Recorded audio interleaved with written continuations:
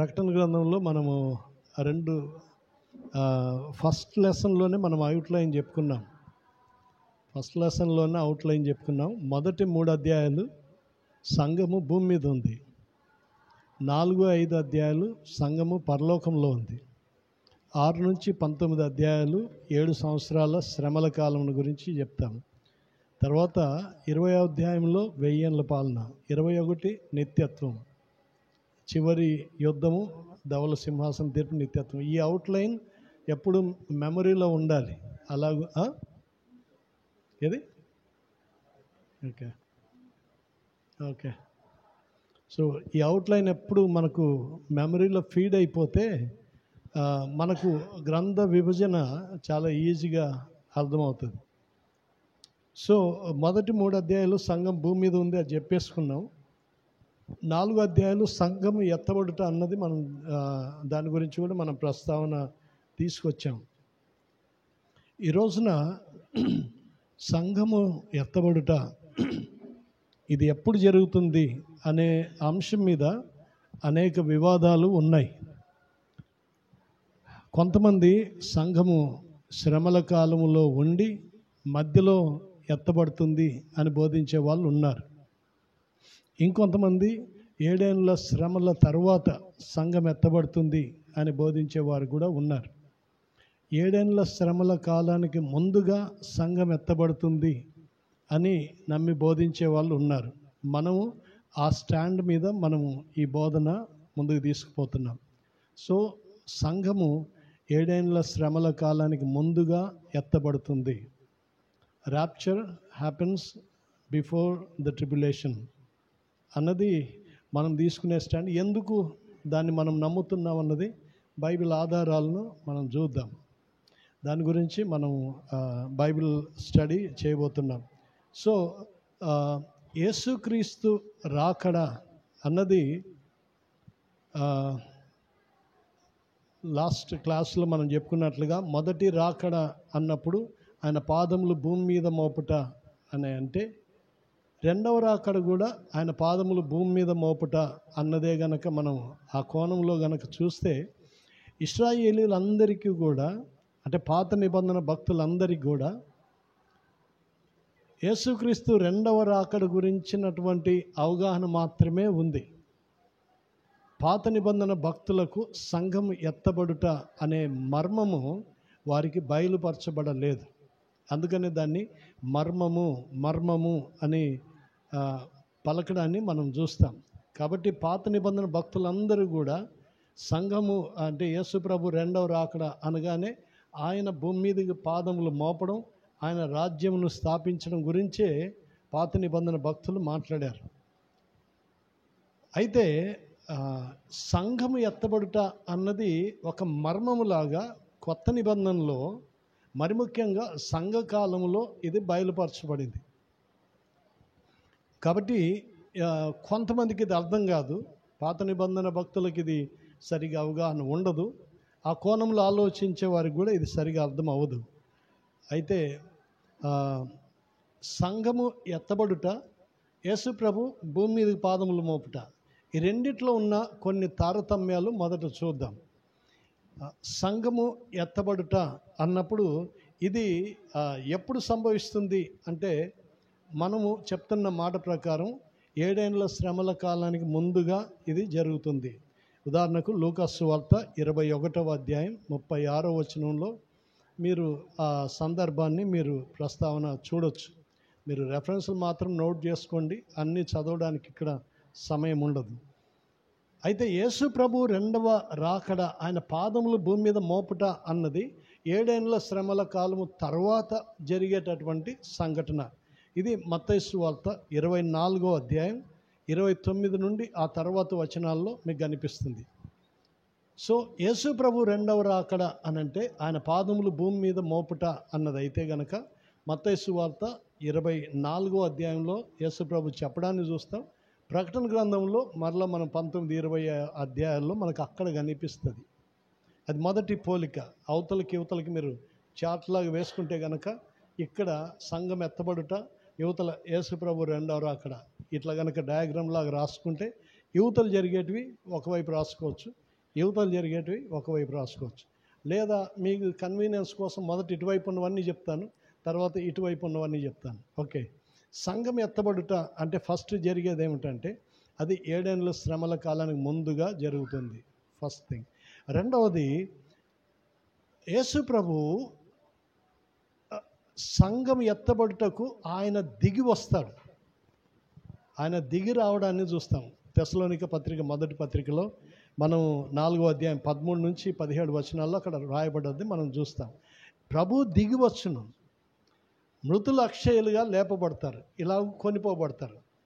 కాబట్టి యేసు ప్రభు సంఘం ఎత్తబడుట అనే అనుభవంలో దిగి వస్తున్నాడంటే దేనికోసం అంటే తన పరిశుద్ధుల కోసం దిగి వస్తున్నాడు. అంటే తన సంఘము కోసం, తన పరిశుద్ధుల కోసం, వారి కోసం దిగి వస్తున్నాడు. అది రెండవ సాదృశ్యం మనం ఇక్కడ గుర్తు పెట్టుకోవాలి.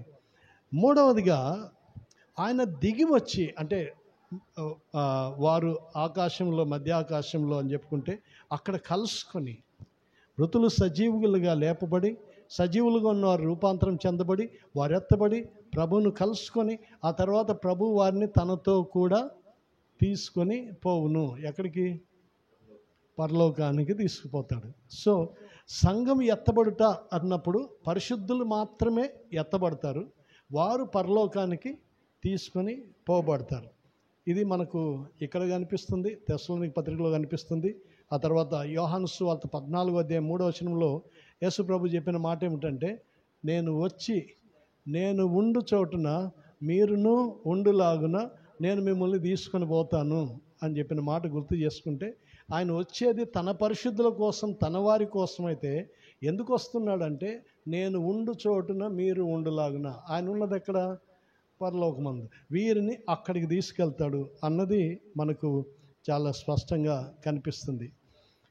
తర్వాత ఇక్కడ యేసు ప్రభు రాకడ అంటే సంఘం ఎత్తబడుట అనుభవంలో ఆయన రాకడను గురించి మాట్లాడుతూ ఆయన మేఘముల మీద దిగివచ్చును అనే మాట వ్రాయబడింది తెస్సలోనిక పత్రికలో. ఆయన మేఘముల మీద వస్తాడు, తన వారిని తనతో తీసుకొని వెళ్తాడు. సంఘం ఎత్తబడుటలో ఆయన మేఘముల మీద వస్తాడు, కానీ భూమి మీదకి పాదములు మోపడు. అది మనం తేడా గమనించాలి. సో మేఘముల మీద వస్తాడు, మధ్యాకాశంలో తన వారిని తీసుకొని వెళ్తాడు. తర్వాతి పోలిక మనం చూసినట్లయితే ఈ సంఘం ఎత్తబడుట అనే అనుభవంలో యేసుప్రభు దిగి వచ్చినప్పుడు యేసుప్రభు లోకానికి కనిపించడు. భూమి మీద ఉన్న వారికి ఎవ్వరికీ ఆయన కనిపించడు, ఆయన ఎవరు చూడరు. ఆయన పరిశుద్ధులు మాత్రమే, ఎత్తబడిన వారు మాత్రమే ఆయన్ను చూస్తారు.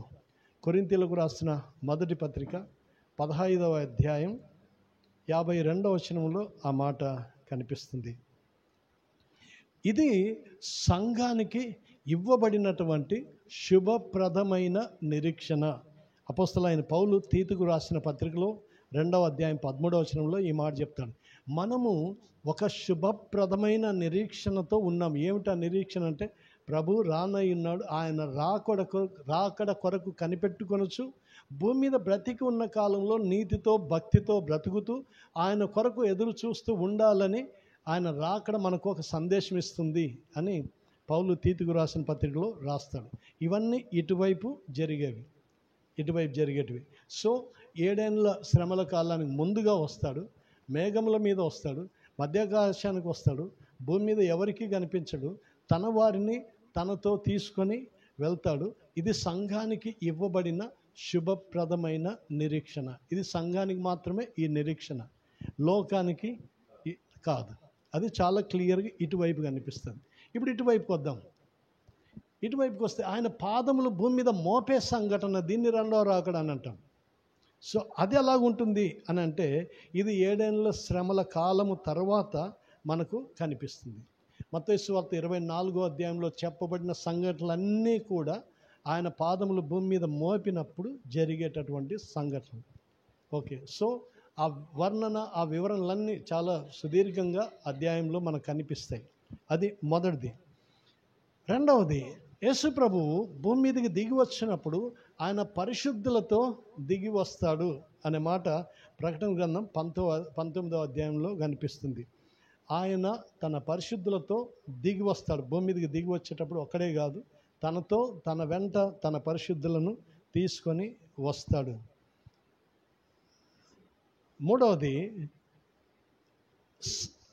మూడవది యేసుప్రభు పరిశుద్ధులను తీసుకొని వస్తున్నాడు అని అంటే అర్థం ఏమిటంటే వారిని మరలా భూమి మీదకి తీసుకొని వస్తున్నాడు అని అర్థం.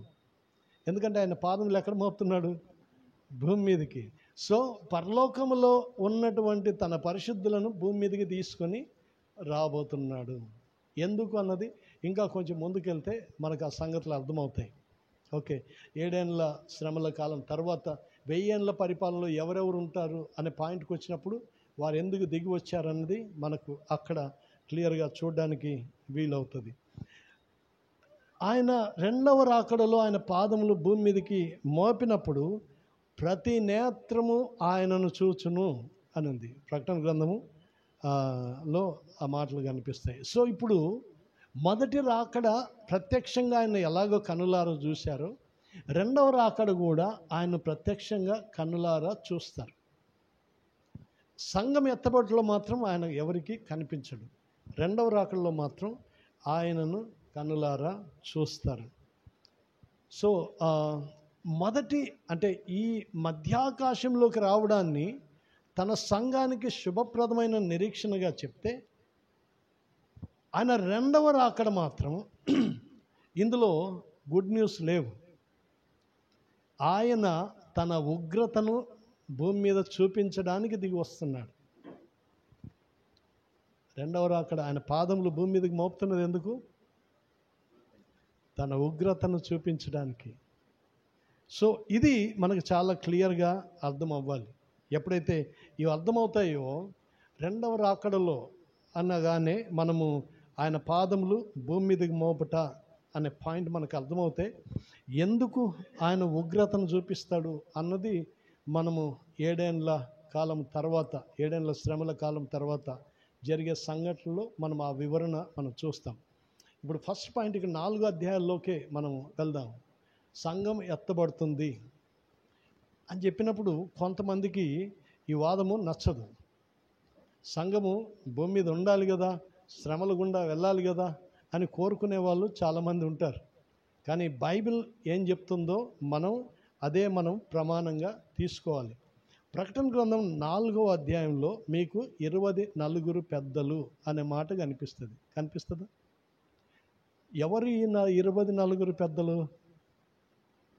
కేవలం ఇశ్రాయేలీయులేనా 24 పెద్దలు? అంటే వీరు కేవలం ఇశ్రాయేలీయుల అని అంటే కనుక ఛాన్సే లేదు, ఆర్గ్యుమెంట్ చెల్లదు. వారు ఇశ్రాయేలీయులు కాదు. ఎవరు అన్నది చాలా చాలా డీటెయిల్గా వెళ్ళాలి. అందుకోసం దాన్ని ప్రస్తుతానికి స్కిప్ చేస్తున్నా, మళ్ళీ ముందుకు చెప్తా 24 ఎవరు అన్నది. బట్ ఓవరాల్గా వారు కేవలము ఇశ్రాయేలీయులు కాదు, వారు కొత్త నిబంధన విశ్వాసులు అని చెప్పడానికి బైబిల్లో మనకు చాలా ప్రమాణాలు ఉన్నాయి. సో ఫస్ట్ ఆఫ్ ఆల్ 24 పెద్దల్లో మీ అభిప్రాయాలు ఎలాగున్నా, అందులో ఒకవేళ 12 మంది మీరు అపోస్తలని అనుకున్నా, 12 మంది అపోస్తలని అనుకున్నా, ఇక్కడ ఒక చిన్న వాదం ఏమిటంటే 12 మంది అపోస్తల్లో యోహాను ఉన్నాడు కదా, మరి యోహాను కింద ఉన్నాడు కదా, ఆ 12వ సీట్ ఎవరు కూర్చున్నారంటే ఇప్పుడు మళ్ళీ సమాధానం మన దగ్గర ఉండదు. చూస్తున్నాడు కింద ఉన్నాడు, మరి ఆ సీట్లో వేరే వాళ్ళు కూర్చున్నారా?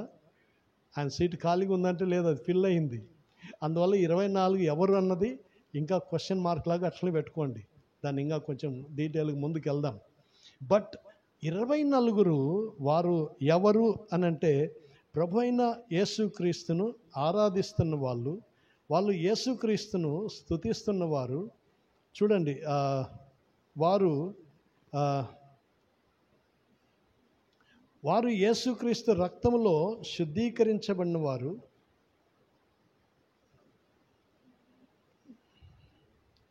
ఆ 24 పెద్దలు 10-11 వచ్చిన వాళ్ళు చూడండి. ఆసీనుడైన ఉన్న వాని ఎదుట సాగిలపడి యుగ యుగంలో జీవించుచున్న వాడికి నమస్కారం చేయొచ్చు. ప్రభువా మా దేవా నీవు సమస్తమును సృష్టించితివి అని అక్కడ స్తుతించడాన్ని మనం చూస్తాం. ఇంకా కొంచెం ముందుకు వచ్చినట్లయితే 5వ అధ్యాయం 9వ వచనం, 9, 10 వచనాలు చూడండి. ఆ పెద్దలు, నీవు ఆ గ్రంథమును తీసుకొని దాని ముద్రలు విప్పుటకు యోగ్యుడువు, నీవు వధించబడిన వారివై నీ రక్తమిచ్చి ప్రతి వంశములోను ఆయా భాషలు మాట్లాడే వారిలోను ప్రతి ప్రజలోను ప్రతి జనములోను దేవుని కొరకు మనుష్యులను కొని మా దేవునికి వారిని ఒక రాజ్యముగాను యాజకులనుగా చేసితి గనుక వారు భూలోకమందు ఏలుదురని క్రొత్త పాట పాడుదురు. వారు 12వ వచనంలో, వధింపబడిన గొర్రెపిల్ల శక్తియు ఐశ్వర్యమును జ్ఞానమును బలమును ఘనతయు మహిమయు స్తోత్ర పొంద నర్హుడని గొప్ప స్తరముతో చెప్పుచుండిరి. సో వారు ప్రభువైన యేసుక్రీస్తును ఆరాధిస్తున్నటువంటి వారు, ప్రభువైన యేసుక్రీస్తును ఆరాధిస్తున్నటువంటి వారు. సో 24 పెద్దలు అన్నప్పుడు మీరు ప్రస్తుతానికి ఒక వాదన తీసుకుంటే వారు కేవలం ఇశ్రాయేలు కాదనుకుంటే ఖచ్చితంగా వారు నూతన నిబంధన సంఘము. మరి 4వ అధ్యాయంలోనే సంఘము పరలోకంలో ప్రత్యక్షం అయ్యింది అంటే మరి భూమి మీద ఇంకా ఉన్నట్లా లేనట్లా? అదొక ప్రశ్న. ఓకే, 24 పెద్దలు ఒక శాంపుల్ మనకిస్తున్నారు. ఏమిటంటే పరలోకంలో 4వ అధ్యాయానికే సంఘము ప్రత్యక్షమైంది. ఓకే, అది ఫస్ట్ ఇండికేషన్ లాగా మనము చూద్దాం. ఎందుకంటే కొంతమంది వారు ఇశ్రాయేలు పెద్దలు అని చెప్పే వాళ్ళు ఉన్నారు, కానీ వారు కొంతమంది 12 మంది సంఘ పితరులు, అంటే 12 మంది గోత్రకర్తలు, 12 మంది అపోస్తలు అనే వాళ్ళు ఉన్నారు, కొంతమంది వాళ్ళు దేవదూతలు అనే వాళ్ళు ఉన్నారు. ఈ వాదములు చాలా ఉన్నాయి, కానీ ఆ వాదములు అలాగే పెట్టుకుందాం. కాకపోతే వారు పాడుతున్నటువంటి పాట ఏమిటంటే, మేము విమోచించబడ్డాము, యేసుక్రీస్తులో మేమందరము విమోచించబడ్డామని వారు దేవుని స్తుతిస్తూ ఉన్నారు. సో 4వ అధ్యాయంలో పరలోకమందు ఒక సింహాసనం వేయబడింది. యోహానుకు చెప్పబడిన మాట ఏమిటంటే, ఇక్కడికి ఎక్కి రమ్ము, ఇక మీదట జరగవలసిన వాటిని నీకు కనపరచెదను. ఇక మీదట జరగవలసిన వాటిని నీకు కనపరచెదను. ఇక మీదట జరగబోయే వాటిని చూపిస్తా అన్నప్పుడు అందులో యేసు రక్తములో కడగబడినవారు, నూతన నిబంధన విశ్వాసులలో పెద్దలుగా ఉన్నవారు అక్కడ ప్రత్యక్షం అయ్యారు. అక్కడ వారు ధవల వస్త్రములు ధరించిన వారుగా ఉన్నారు, వారు కిరీటములు ధరించిన వారుగా ఉన్నారు. చూడండి 4వ అధ్యాయం 4వ వచనం. ఆ పెద్దలు తెల్లని వస్త్రములు ధరించుకొని తమ తలల మీద సువర్ణ కిరీటములు పెట్టుకొని ఉన్నారు. ఓకే, తెల్లని వస్త్రములు ధరించుకొని సువర్ణ కిరీటములు పెట్టుకొని ఉన్నారు. ఓకే, వారు ప్రభువైన యేసుక్రీస్తును స్తుతిస్తూ ఉన్నారు. ఓకే, 7వ అధ్యాయంలో మీరు చూసినట్లయితే ఎవరు వీళ్ళు అన్నప్పుడు దేవుని యొక్క యేసుక్రీస్తు రక్తంలో కడగబడిన వారు అనే మాటలు చాలా చక్కగా మనకు అక్కడ కనిపిస్తాయి. ఓకే, సో 24 పెద్దలు అన్నది ఒక చిన్న గ్లింప్స్. మనకు సంఘము 4వ అధ్యాయానికే పరలోకంలో ఉంది అని నమ్మడానికి ఒక ఉదాహరణ మనకు కనిపిస్తుంది. అలాగే రెండవదిగా మనం చూసినట్లయితే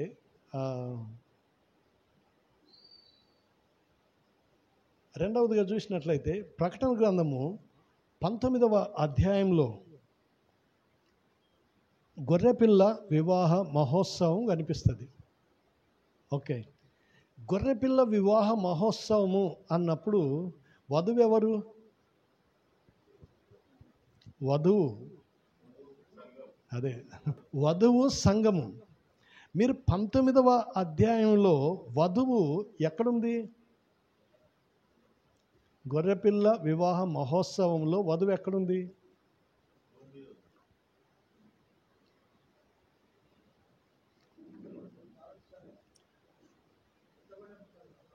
ఎక్కడుంది అని అడుగుతున్నాను. ఓకే, పెళ్లి కుమార్తె పరలోకంలో ఉంది, పెళ్లి కుమారుడు పెళ్లి కుమార్తె. అలా పెళ్ళి అంటే భూమి మీద జరుగుతుందా? పెళ్లి కుమారుడు పరలోకంలో ఉన్నాడు. ఓకే, గొర్రెపిల్ల వివాహ మహోత్సవము పరలోకంలో జరిగే సంఘటన. ఓకే, 19వ అధ్యాయంలో వివాహ మహోత్సవం పరలోకంలో జరిగితే ఆ వివాహ మహోత్సవం తర్వాత పెళ్లి కుమారుడు భూమి మీదకి దిగి వస్తాడు. మీరు ఆ వివాహ మహోత్సవం తర్వాత పెళ్లి కుమారుడు భూమి మీదకి దిగి వస్తాడు. అంటే ఇప్పుడు సంఘము భూమి మీద ఉంది అని అనుకుంటే గనక మరి అక్కడ వధువు ఎవరు? 19వ అధ్యాయంలో మనకు కనిపిస్తున్నది అది. వివాహ మహోత్సవం తర్వాత భూమి మీద ఉన్న అవిధేయులైన వారికి, అది అన్ని జనులైనా యూదులైనా కానీ, వారికి తీర్పు తీర్చడానికి, తర్వాత తన రాజ్యమును 1000 ఏళ్ల పరిపాలన స్థాపించడానికి ఆయన భూమి మీద పాదములు మోపబోతున్నాడు. అప్పుడు దిగి వచ్చేటప్పుడు తన పరిశుద్ధులు వెంట పెట్టుకొని వస్తాడన్నది బైబిల్ బోధన. కాబట్టి భూమి మీద అప్పుడు సంఘము లేదు. 7 ఏళ్ల శ్రమల కాలంలో భూమి మీద వధువు సంఘము లేదు. చాలా క్లియర్గా మార్కింగ్ చేసుకొని ఇప్పుడు ముందుకెళ్దాం. మొదటి ఎవిడెన్స్ సంఘము పరలోకంలో ఉంది అని చెప్పడానికి 24 పెద్దలు అన్నప్పుడు వారు సంఘపరమైన విశ్వాసులు అందులో ఉన్నారని చెప్పుకుంటే గనక సంఘం అక్కడ ఉంది అన్నది ఒక సూచన. యేసుప్రభు భూమి మీద పాదములు మోపక మునిపే గొర్రెపిల్ల వివాహ మహోత్సవం జరిగింది అని అంటే వధువు అక్కడ ఉంది అని అర్థం. అక్కడ ఉందంటే సంఘం పరలోకంలో ఉంది అని అర్థం. అందువల్ల సంఘం భూమి మీద లేదు అని అర్థం. 7 ఏళ్ల శ్రమల కాలంలో సంఘము భూమి మీద లేదు అని అర్థమవుతుంది. అలాగే మూడవది ప్రకటన గ్రంథం 9వ అధ్యాయంలో మిడతలు అవన్నీ వచ్చి భూమి మీద ఉన్న మనుషులను బాధించడాన్ని అక్కడ 9వ అధ్యాయంలో వర్ణన మనం చూస్తాం. మిడతలు అంటే వాస్తవానికి మిడతలు కాదు, కానీ భూగర్భంలో ఉన్నటువంటి సాతాను యొక్క సైన్య సమూహము బయటకు వచ్చి వాళ్ళు మిడతల రూపంలో వచ్చి వారిని వేధించడం, భూమి మీద ఉన్న వారిని రకరకాలుగా హింసించడం అన్నది మనం చూస్తాం. అప్పుడు వారు మరణాన్ని వెతుకుతారు కానీ వారికి మరణము దొరకదు అనే మాట అక్కడ చూస్తాం. చాలా శ్రమ వేదన అక్కడ జరుగుతుంది అనేది మనం చూస్తాం. సో 9వ అధ్యాయం 3వ ఎవిడెన్స్ ఇది. 9వ అధ్యాయంలో జరుగుతున్న ఈ శ్రమలు వేదనలు ఇవన్నీ గనక మనుషులకు వచ్చినప్పుడు, అంటే సంఘం భూమి మీద ఉంటే వారికి ఇవన్నీ వేదనలు వస్తే దేవుడు వారిని తప్పించలేకుండా వదిలేస్తాడా? దేవుడు వాటి నుంచి సంఘమును కాపాడలేడా? తప్పించకుండా వదిలిపెడతాడా? దేవుడు వారిని ప్రొటెక్ట్ చేసినట్లుగా అక్కడేమి మనకు కనిపించదు. దేవుడు వారిని ప్రొటెక్ట్ చేసినట్లుగా అక్కడ ఏ ఆధారం మనకి కనిపించదు. కాబట్టి మూడు మనకు రుజువులు. ఒకటి, 24 పెద్దలు అన్నప్పుడు సంఘము పరలోకంలో ఉన్నది అనే ఒక సూచన కనిపిస్తుంది. గొర్రెపిల్ల వివాహ మహోత్సవం ఆయన భూమి మీదకి రాకమునుపు పరలోకంలో జరిగే సంఘటన అయినప్పుడు సంఘం అక్కడ ఉంది అనేది రెండవ రుజువుగా కనిపిస్తుంది.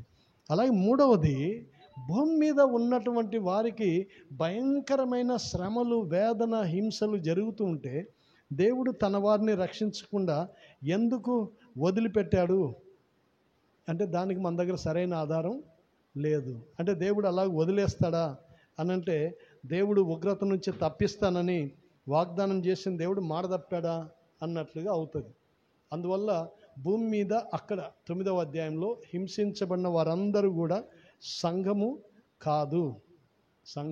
కాదు అన్నది చాలా క్లియర్గా మనకు కనిపిస్తుంది. సో 9వ అధ్యాయంలో ఉన్నది సంఘము కాదు, 6వ అధ్యాయంలో పరలోకంలో ఉన్నది సంఘము, 19వ అధ్యాయంలో పరలోకంలో కనిపిస్తున్నది సంఘమే. కాబట్టి పరలోకంలో సంఘం కనిపిస్తున్న సూచనలు అయితే మనకు ఆధారాలు అయితే ఉన్నాయి, కానీ భూమి మీద సంఘం విడబడినట్లుగా సంఘము ఉన్నట్లుగా ఆధారము లేదు. అందువల్ల చాలా క్లియర్గా మనకు అర్థమవ్వాల్సింది ఏమిటంటే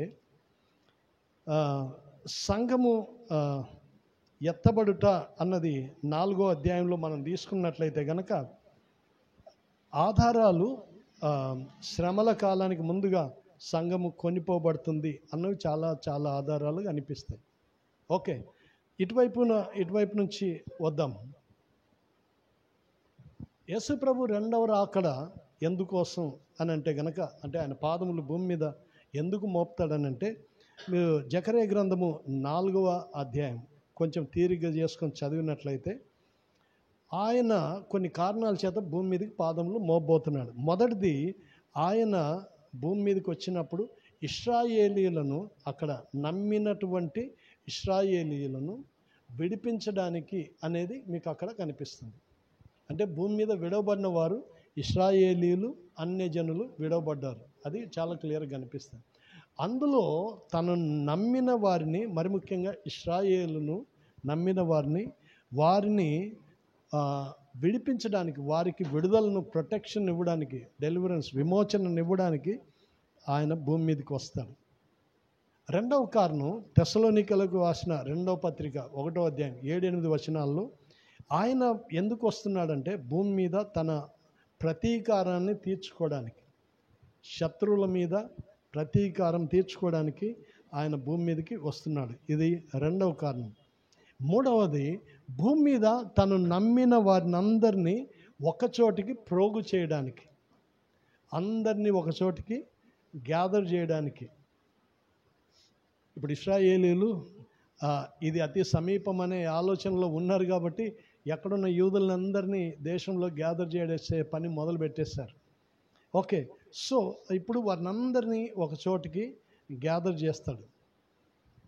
సంఘం ఎత్తబడేటప్పుడు ఆయన వస్తున్నప్పుడు ఏ సూచనలు లేవు, కానీ ఆయన భూమి మీదకి వచ్చినప్పుడు మాత్రం ఆయన రాకడ బలమైనటువంటి సూచనలతో కనిపిస్తుంది, బలమైనటువంటి సూచనలతో కనిపిస్తుంది.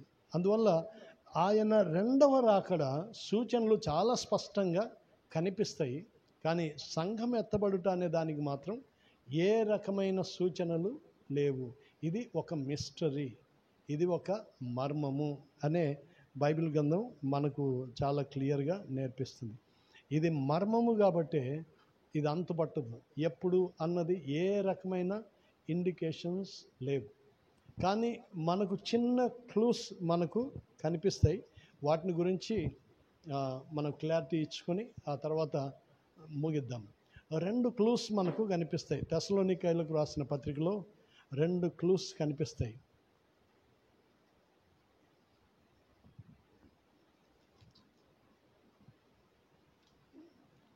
చూడండి, తెస్సలోనికైలకు రాసిన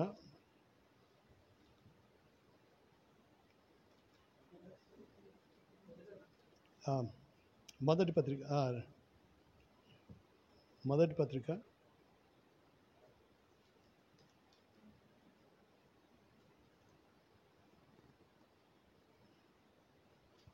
సారీ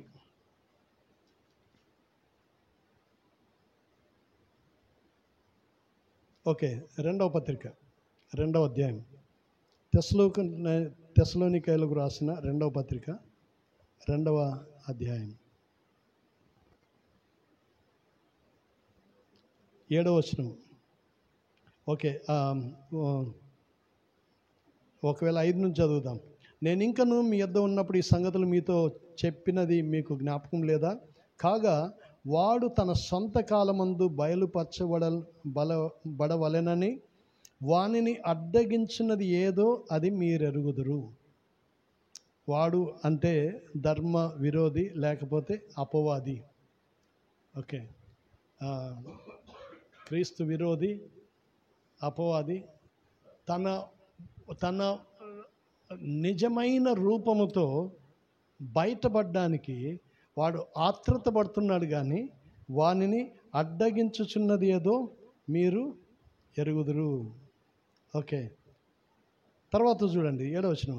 ధర్మ విరోధ సంబంధమైన మర్మం ఇప్పటికే క్రియ చేయుచున్నది, కానీ ఇది వరకు అడ్డగించుచున్న వాడు మధ్య నుండి తీసివేయబడు వరకే అడ్డగించును, అప్పుడు ఆ ధర్మ విరోధి బయలుపరచబడును. ఓకే, చాలా క్లియర్గా కనిపిస్తున్నది ఏమిటంటే, సంఘము ఎత్తబడక ముందు ఏం జరుగుతుంది అన్న హింట్ మాత్రం ఇక్కడ మనకు కనిపిస్తుంది. ధర్మ విరోధి లేకపోతే సాతాను 7 ఏళ్ల శ్రమలను ఆవిష్కరించడానికి ఒక హింట్ కనిపిస్తుంది. అదేమిటంటే అడ్డగించువాడు అంటే సాతానుని అడ్డగిస్తున్నవాడు ఎవరు? భూమి మీద పరిశుద్ధాత్ముడు. భూమి మీద పరిశుద్ధాత్ముడు భూమి మీద నుండి తీసుకొని పోబడతాడు. భూమి మీద పరిశుద్ధాత్ముడు భూమి మీద నుంచి తీసుకొని పోబడతాడు. అప్పుడు ధర్మ విరోధి బయలుపరచబడతాడు. సో అది 7 ఏళ్ల శ్రమల కాలానికి ఇనాగ్యురేషన్. పరిశుద్ధాత్ముడు భూమి మీద నుంచి తీసుకొని పోబడ్డం అంటే అర్థం ఏంటి? దాని అర్థం ఏంటి? సంఘమును తన వెంట తీసుకొని పోవడం. పెళ్లి కుమారుడైన ఇస్సాకు కోసం రిబ్కాను ఏ విధంగా అయితే అబ్రాహాము దాసులు వచ్చి తన వెంట తీసుకొని పోయాడో, అదే రీతిగా ఆయన వధువును తీసుకొని వెళ్ళడం అన్నది పరిశుద్ధాత్మని పని.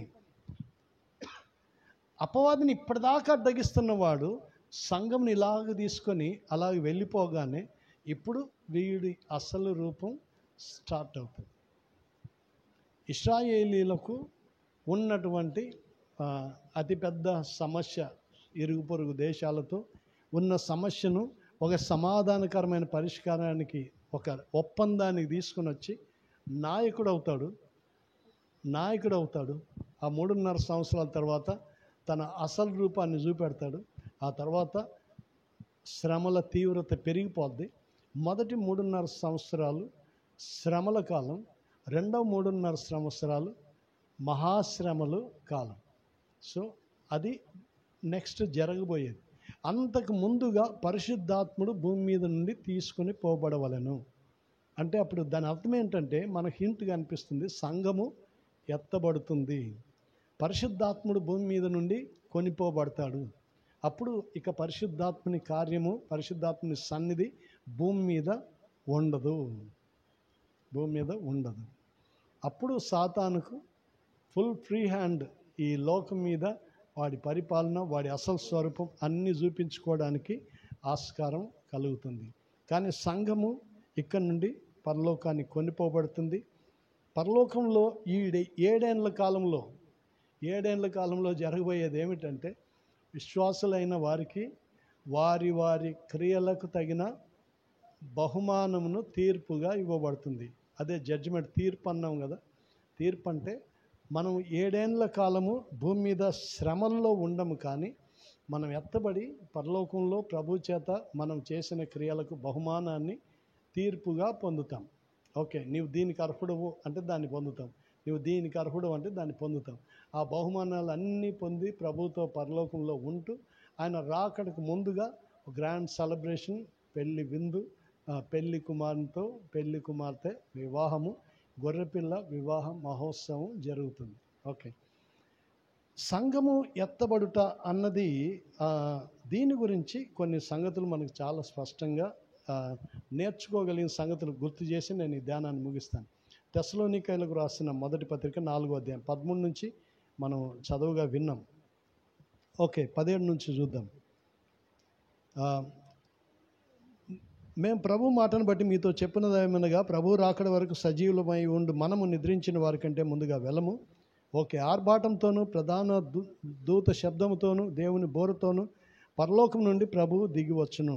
ఫస్ట్ పాయింట్, ఇందులో నేర్చుకోగలిగిన 7 పాయింట్లు చెప్పేసి నేను ముగిస్తాను. జస్ట్ పాయింట్స్ హైలైట్ చేస్తాను. మొదటిది, పరలోకం నుండి ప్రభువే దిగి వస్తాడు. ఎత్తబడు సంఘము ప్రభువును ముఖాముఖిగా చూస్తుంది. సో ఇది ఫస్ట్ సంతోషకరమైన విషయం. సంఘం ఎత్తబడుతుంది అని అంటే ఏముంది అందులో సంతోషం అని అంటే, ఏముంది అందులో మనకు నిరీక్షణతో ఎదురు చూడడానికి ఏమున్నాయి కారణాలు అంటే, మొదటి కారణం ప్రభువే స్వయంగా వస్తాడు. అది. రెండవది, దేవుని వాక్యం చెప్తున్నది ఏమిటంటే, ఇది అకస్మాత్తుగా జరిగేది. ఇది ప్లాన్డ్ ఈవెంట్ కాదు. ఎందుకంటే ఇది ఎప్పుడో మనకు తెలియదు. సంఘం ఎత్తబడుట అన్నది ఎప్పుడో తెలియదు. ఆయన రెండవ రాకడకు సూచనలు చాలా క్లియర్గా ఉన్నాయి, కానీ సంఘం ఎత్తబడుటకు మాత్రం ఏ ఇండికేషన్స్ కూడా స్పెసిఫిక్గా లేవు. ఇది సడన్గా జరగబోయేటటువంటి సంఘటన. ఉదాహరణకు బైబిల్లో జల ప్రళయం వచ్చింది. జరగబోతుందని తెలుసు, కానీ వచ్చింది మాత్రం మెల్లమెల్లగా వస్తుంది, ఆడొస్తుంది ఈడొస్తుంది అన్నట్లు రాలా. ఒక్కసారి వచ్చేసింది, ఏ ఒక్కరిని వదిలిపెట్టకుండా లోకాన్ని ముంచెత్తింది. సో తెలుసు జరగబోతుందని, కానీ వచ్చేటప్పుడు మాత్రం సడన్గా ఎక్స్ప్లోడ్ అయిపోతుంది. అందువల్ల ఒక సూచన ఏమిటంటే నోవహు జలప్రళయం. లోకమంతటికి జలప్రళయం రాబోతుంది అన్నది తెలుసు, కానీ వారు సిద్ధంగా లేరు. అకస్మాత్తుగా జరిగిపోయింది. అలాగే పరిశుద్ధాత్మని దిగి రావడం అన్నది యేసు ప్రభు చెప్పాడు, మీరు యెరూషలేములో కనిపెట్టుకొని ఉండండి, పలానా తారీఖున పలానా టైంకి వస్తాడని చెప్పాడా? ఏం చెప్పలేదు. మీరు కనిపెట్టుకొని ఉండండి, పరిశుద్ధాత్ముడు మీ మీదకి దిగి వస్తాడని చెప్పాడు. కానీ ఎప్పుడు వచ్చింది? అది ఎప్పుడు జరిగింది? అకస్మాత్తుగా. అపొస్తలుల కార్యంలో మీరు చూసినట్లయితే అకస్మాత్తుగా పరలోకం నుండి పరిశుద్ధాత్ముడు వారి మీదకి దిగి రావడాన్ని అందరూ విట్నెస్ చేశారు. సో పరిశుద్ధాత్మ రాకడ కూడా అకస్మాత్తుగా జరుగుతుంది. అది ఊహించడానికి వీలు లేనట్లుగా జరుగుతుంది. 3 హింట్స్ చెప్తున్నాను. ఒకటి జలప్రళయం అకస్మాత్తుగా జరిగింది, ఏ హింట్స్ లేవు, సడన్గా జరిగిపోయింది అంతే. పరిశుద్ధాత్మని రాకడ ఏ హింట్ లేదు, కానీ వస్తాడని తెలుసు, కానీ ఎప్పుడో తెలియదు. అకస్మాత్తుగా ఆయన దిగి వచ్చాడు, అందరూ పరిశుద్ధాత్మను పొందారు, భాషల్లో మాట్లాడారు, వచ్చిన వారి అందరికి సాక్ష్యం కలిగింది, పేతురు బోధించాడు, 3000 మంది రక్షించబడ్డారు. సో అది అకస్మాత్తుగా జరిగింది.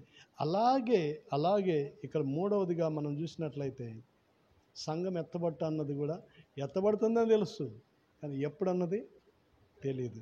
ఇది ఎప్పుడు జరుగుతుందో తెలియదు, కానీ అకస్మాత్తుగా జరిగిపోతుంది. ఇది రెండవ లెసన్. కాబట్టి కొంచెం సూచన వచ్చినప్పుడు ఒకరోజు ముందు మారుమనసు పొందొచ్చులే అనుకుంటే కనుక ఛాన్సే లేదు. నేను విశ్వాసిని అనుకొని భ్రమలో బ్రతుకుతున్నట్లయితే విడవబడినాక సంగతి అర్థమవుతుంది. వేషధారణ విశ్వాస, నిజమైన విశ్వాస అన్నది విడవబడినప్పుడు తెలుస్తుంది. అప్పుడు ఏడ్చినా రొమ్ము కొట్టుకున్నా ఏమీ ఛాన్స్ లేదు. తర్వాత ఇది మూడవ లెసన్. ఫస్ట్ది పర్సనల్గా వస్తాడు, రెండవది అకస్మాత్తుగా జరుగుతుంది, మూడవది మృతులైన వారు మొదట లేపబడతారు.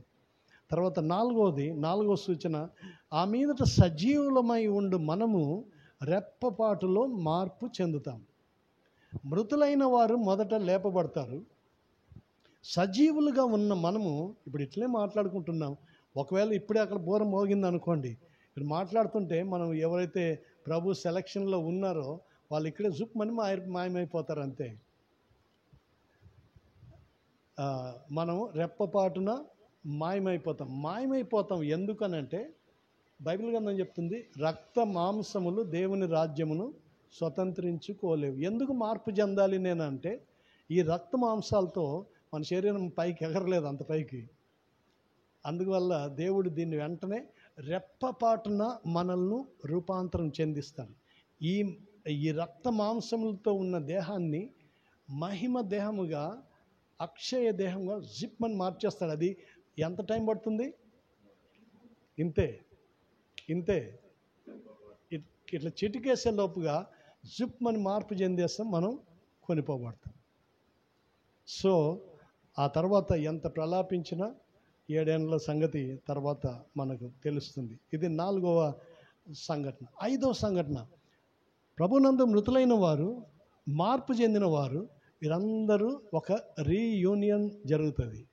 మధ్యాకాశంలో మనం కలుసుకుంటాం.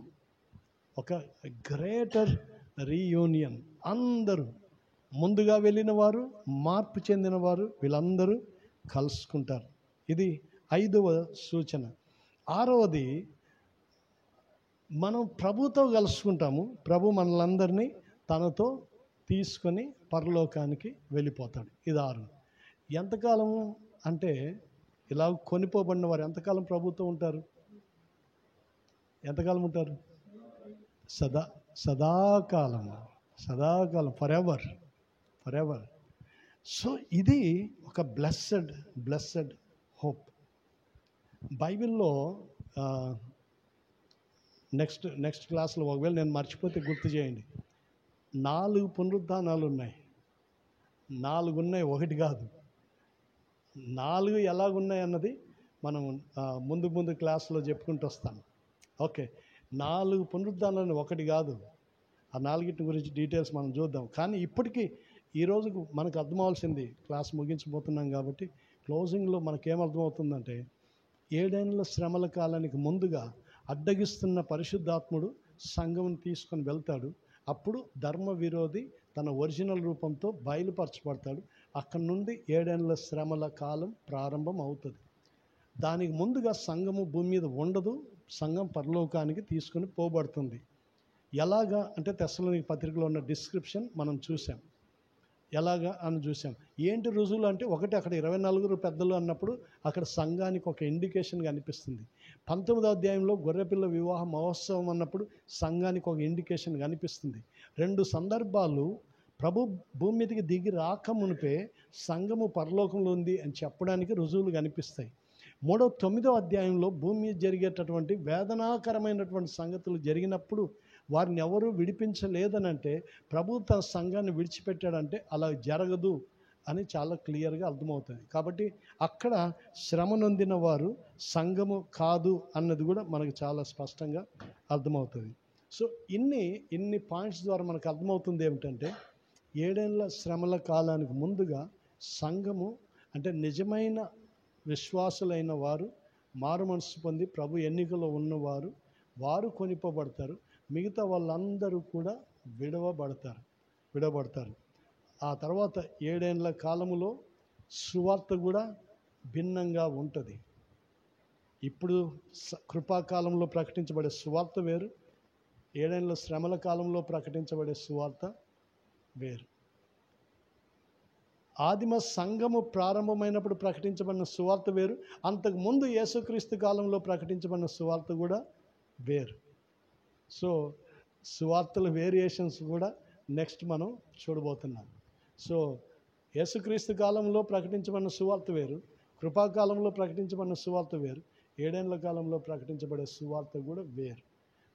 ఆ వేరియేషన్స్ కూడా మనం నెక్స్ట్ క్లాస్లో చూడబోతున్నాం. వెర్సి ప్రస్తుతానికి ఈ క్లాస్ మనకు అర్థమవలసింది ఏమిటంటే, మనము ఎత్తబడు సంఘంలో ఉండడానికి మన విశ్వాసం నిర్ధారణ చేసుకోవాలి. అది ఎప్పుడైనా జరగవచ్చు, సంఘం ఎత్తబడతా అన్నది. ప్రపంచంలో జరుగుతున్న సంఘటనలన్నీ కూడా, ఇశ్రాయేలు దేశంలో జరుగుతున్న సంఘటనలు, యూరోప్లో జరుగుతున్న సంఘటనలు, ఇవన్నీ కూడా గ్రాండ్ క్లైమాక్స్కు గేరప్ అవుతున్నాయన్నది ఎవరైనా చెప్పగలుగుతారు. కాబట్టి ప్రభు రాకడ కంటే ముందుగా, ప్రభు రాకడ గురించి మనము తర్వాత మాట్లాడుకోవాలి. ముందుగా ఇప్పుడు మాట్లాడుకోవాల్సింది ఏమిటంటే, సంఘము ఎత్తబడుట అతి త్వరలో జరగబోతుంది. 2వ రాకడ గురించి ఎక్కువ మాట్లాడకండి. ఇప్పుడు 2వ రాకడ 7 ఏళ్ళ తర్వాత జరగబోయే సంఘటన, దాని గురించి కాదు ఇప్పుడు ఆలోచించాల్సింది. సంఘం ఎత్తబడుతుంది, అంతకంటే ముందుగా సంఘం ఎత్తబడుతుంది. అందులో నేను ఉంటున్నానా లేదా అది మనం కన్ఫర్మ్ చేసుకోవాలి. ఎందుకంటే 7 ఏళ్లలో జరగబోయే సంఘటనలు కనుక పరీక్ష చేస్తే అక్కడ రక్షించబడడం అతి దుర్లభం. అక్కడ నీవు ఎంత సహిస్తావో నీ సహనానికి పరీక్ష ఉంటుంది. నువ్వు చివరి రక్తపు బొట్టు దాకా సహిస్తే రక్షించబడతావు, లేకుంటే విడబడతావు. అంత టఫ్గా ఉండే పరిస్థితుల్లోకి విడబడబోతున్నారు. కాబట్టి మనం అందులో ఉండకూడదు అనుకుంటే నిజముగా మన విశ్వాసాన్ని ఒకసారి పరీక్షించుకొని, మారు మనసు రక్షణ అనుభవం నిర్ధారణ చేసుకొని, అవసరమైన మార్పులు చేర్పులు ఇప్పుడే చేసుకొని, మన జీవితంలో ఎక్కడైనా సరిగా లేమేమో, ఎక్కడైనా ప్రభువుని ఆశ పెడుతున్నామేమో, ఎక్కడైనా వాక్య సత్యం నుండి తప్పిపోయామేమో, ఇప్పుడే సరి చేసుకొని చక్కబెట్టుకొని ఎదురు చూస్తూ బ్రతకాలి. ప్రభు రాకడలో ఎత్తబడి సంఘంలో మనం ఉండాలి. ఇది మన ఆశ అయి ఉండాలి. తల వంచని ప్రార్థన చేసి, కృపగల మా పరలోక తండ్రి, సంఘమునకు మీరిచ్చిన శ్రేష్టమైన నిరీక్షణ, సంఘము ఎత్తబడుతుంది, మిమ్మల్ని చేరుకుంటుంది, మీతో సదాకాలం పరలోకంలో ఉంటుంది. లోకమంతటికి రాబో ఉగ్రత నుండి తప్పించబడ్డానికి, జల ప్రళయంలో నోవహు కుటుంబాన్ని తప్పించిన దేవుడవు, మీ కుటుంబాన్ని మీరు లోకమంతటికి రాబోయే ఉపద్రవం నుండి తప్పించడానికి మీరు ఈ భూమి మీద నుండి పరలోకానికి తీసుకెళ్ళబోతున్నారనే సత్యమును మేము నిర్ధారించుకోవడానికి కృప దయచేయండి. అయితే అందులో మేముంటామా? మా డినామినేషన్ విశ్వాసాలు మాకు సహాయం చేయవు, మా మత ఆచారాలు మాకు సహాయం చేయవు, మేము ఎన్ని ఈవెంట్స్ చేసాము మాకు సహాయం చేయవు, మనుషుల ముందు మేము ఎలా కనిపించామో మాకు సహాయం చేయవు. సమస్తము పరీక్షించువాడవు నీవు. నీ ఎదుట మేము యథార్థమైన భక్తితో, నీతితో, విశ్వాసంతో కనపడాలి. అప్పుడు మేము ఎత్తబడతాం.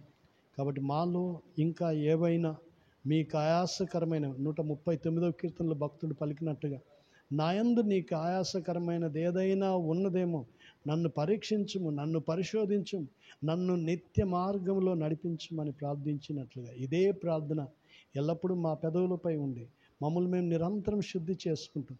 ఎత్తబడు సంఘంలో ఉండుట యోగ్యత పొందడానికి మాకు కావలసిన ఆశను, భారమును, ప్రయాసమును దయచేసి సిద్ధపరచున్నాం. మహిమా ఘనత మీ నామమును చెల్లిస్తాం. ప్రభువైన యేసు నామమున వేడుకొంచున్నాం తండ్రి. ఓకే.